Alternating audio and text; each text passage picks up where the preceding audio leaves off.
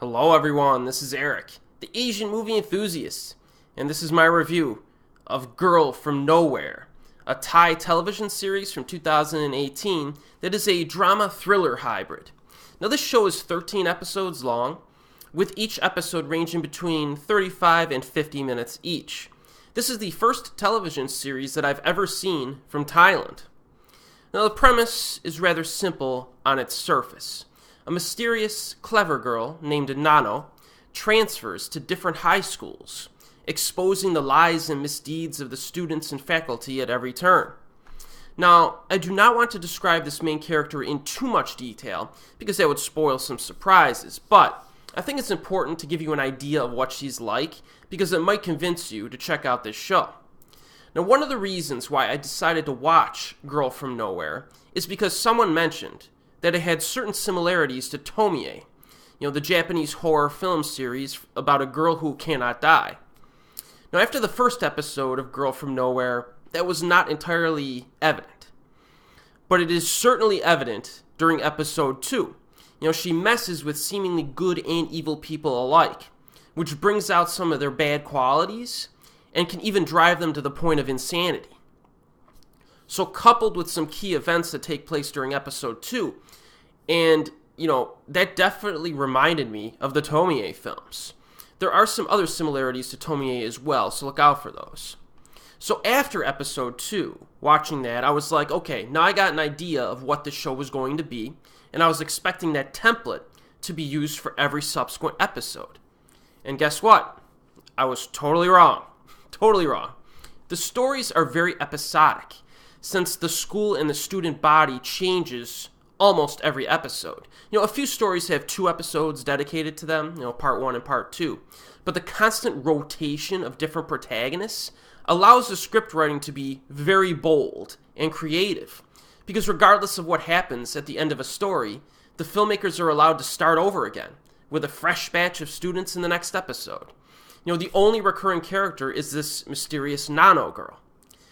And that really works to the show's advantage because it creates a huge diversity of content. As a viewer, you'll finish an episode and discover that the next episode is entirely different in terms of story, tone, and levels of violence. Another thing that kind of accentuates the creativity of the show is that the main character, Nanno, is not a normal girl. And that opens the possibility for almost anything to happen in any particular episode. And I'm intentionally being vague in that observation, but it was very interesting to watch. The overall quality of the script writing is very impressive in this. That really surprised me.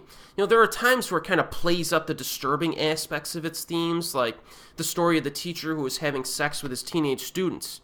But there are other times where it's like remarkably dramatic and nuanced.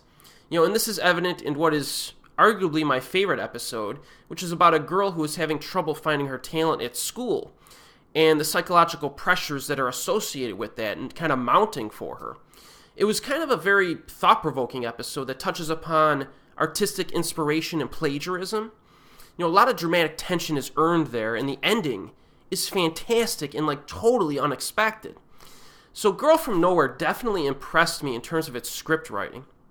Now, keep in mind, however, that the episodic nature of this show is going to result in some episodes that are simply better than others.